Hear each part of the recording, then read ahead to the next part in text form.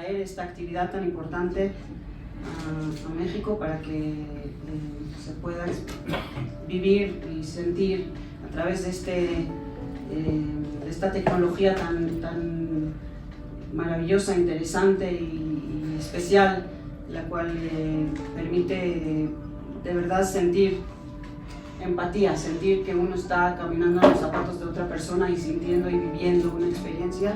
I was one of the first responders to get to the communities of the south of Israel in the Gaza envelope, and to firsthand saw what Hamas and other organizations have done to Israelis on that day. When I say Israelis, it's not just Jews.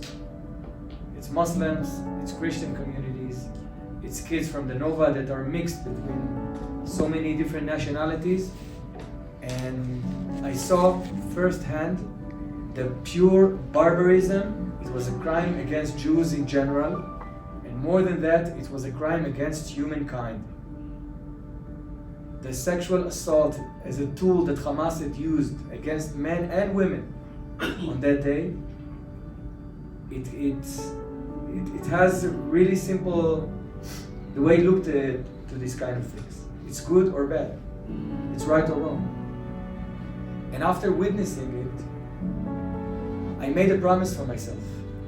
And it's the same promise that people that I learned from them, even Holocaust survivors, made. Never again. Never again Jewish helpless people will raise their hands in the face of evilness. And what I understood immediately is that today it's right here in Israel, but these extremists exist everywhere in the world. And we need to fight it. And how we can fight it? We can fight darkness with light. We need to put more light in this work. And that's what I felt on that day. Even though it was daylight, I got there in the morning. I felt I'm in the most deepest darkness in the world.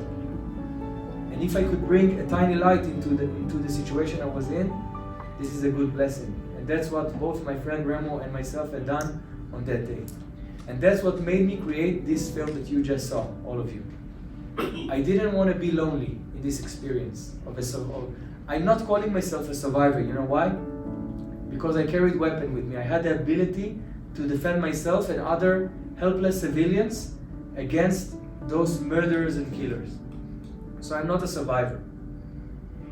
But I didn't want to stay alone in this story. It's a very, very intense story to hold alone, right? I wanted to share it with the world. And for me, and even Remo, to travel around the world and to share our story, crowd after crowd, will be exhausting. We'll exhaust ourselves, and it's not scalable. But here, a lot of you heard my story and Remo's story through the VR. And that's what made me come up with this idea, to combine technology and storytelling together into a very powerful tool to allow people in the world to understand what we are facing, the deep problem we are facing, and in my belief there is an answer to it.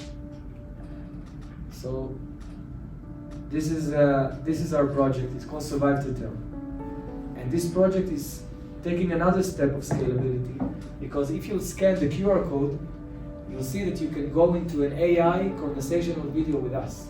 You can ask Remo close to 70 questions about his thoughts of peace in the Middle East, about how he felt on that day, how his family received it, many questions that you have in mind after seeing Remo's movie. You can go online and just go into an AI conversation with him. Same with me, and same with Ophir that got kidnapped to Gaza when he was 17 years old with his girlfriend and her father, and he had a birthday, 18, in captivity, as hostage in the tunnels of Gaza. And luckily he was released to share his story. And Mazal, she's Ethiopian Jew, after her best two friends executed in front of her eyes, their only crime is they came to celebrate, to have fun. That's the only crime they've done. They were executed. And the terrorist that killed them, he looked at Mazal and he wanted to take her to Gaza with him. So he hit her back of her head with a rifle, and he started to drag her. He tied her leg with a rope and started to drag her. And if you look into Mazal's story, she'll tell you everything. And you'll be able to ask her questions about how she survived. My name is Remo Salman Al-Wazail. I'm 37 years old. I'm married with 3 kids. I'm half Bedouin, half Swiss, and I am a Muslim. I work in the police force for 5 years now as an investigator. I'm coming for a very big tribe, the Al-Wazail tribe. It's over 10,000. Something that I'm going to tell you will shock you a little bit. My tribe is over 10,000 in Israel, in the city Rahat. It's the biggest Bedouin city in Israel. My grandfather was the Sheikh of Sheikhs in the state Negev, the leader of the Bedouins. He was married to 39 wives, 150 children, and I am one of the 2,000 grandchildren. And everyone served in the IDF Israel force, in the police force. I am, for example, serving in the police force, and also as firemen, doctors. We work in everything, almost everything.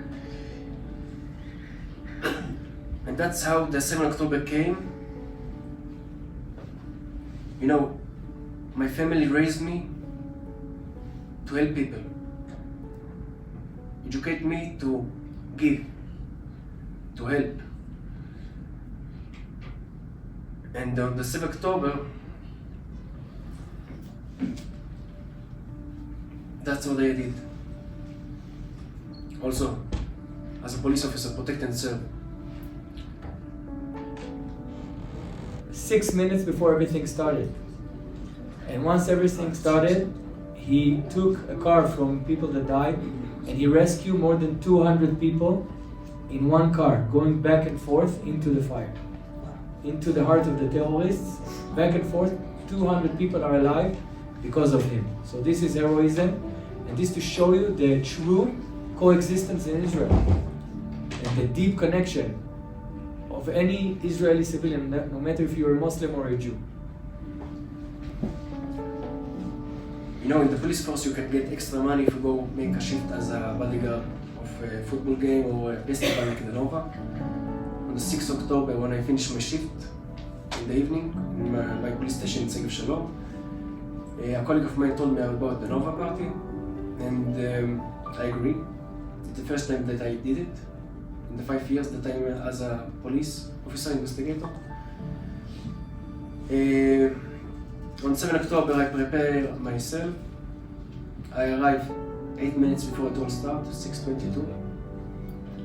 In the beginning, 6:30, thousands of rockets. Unfortunately, we used to that thing because we get hit every day rockets. So we start to evacuate all the teenage in the Nova party. 7 and 3 minutes. From there it started, a long fight, 15 hours fighting and rescuing.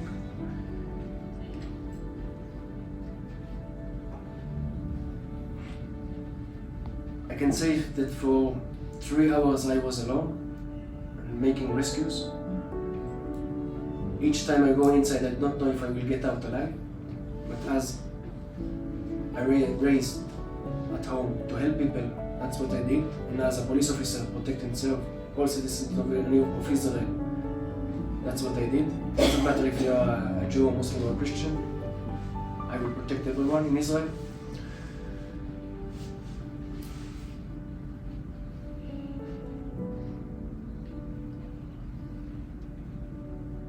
I can say that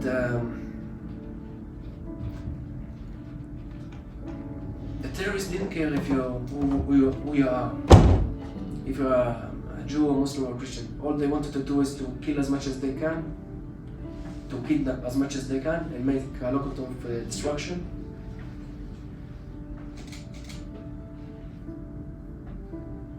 On that day we saw that everyone in Israel stand together as one unit, one team, one group, one family against that pure terror and push them back to Gaza.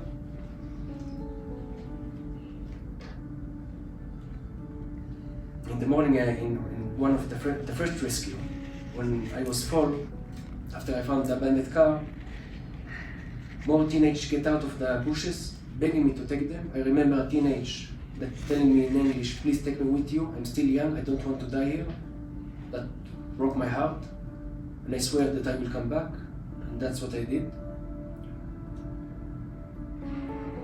I remember at 10 o'clock in the morning, my wife calling me, crying on the phone, begging me to come home back, telling me something that also broke my heart: "Your children waiting for you." Something hard. But I told her I'm on a mission, but I promise you I will come back in one piece, and that's what I did. I can say that there are many heroes on that day, many heroes from all over, Jew, Muslims, Christians. From my Bedouin city, many came. It's in Israel there are 2.5 million Muslims living, neighbors, working together. From my biggest Bedouin city in Israel, many came to help. Unfortunately, some of them were killed on the road, and some of them are still kidnapped until today.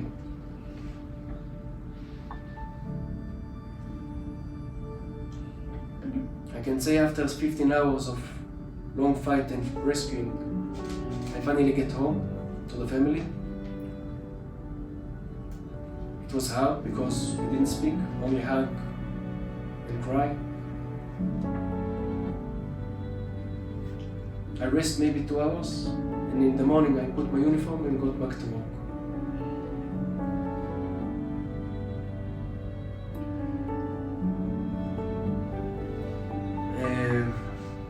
With Nimrod, I'm traveling all over the world to be the witness, to tell my story. It's very important. And yesterday, when we were in an event in the evening, it was a little bit funny. Someone stand next to the survive to tell, be the witness. I came to him and I tell him the story about each one of them, and then he telling me that his brother was in the Nova party and was rescued. I asked him how. Who will rescue him? A police officer? He told me yes. With a Nissan Juke black car? He told me yes. I told him yes, it's me. He immediately sent a picture of us together to his brother, and his brother was, I would say, emotionally very, it's very emotionally.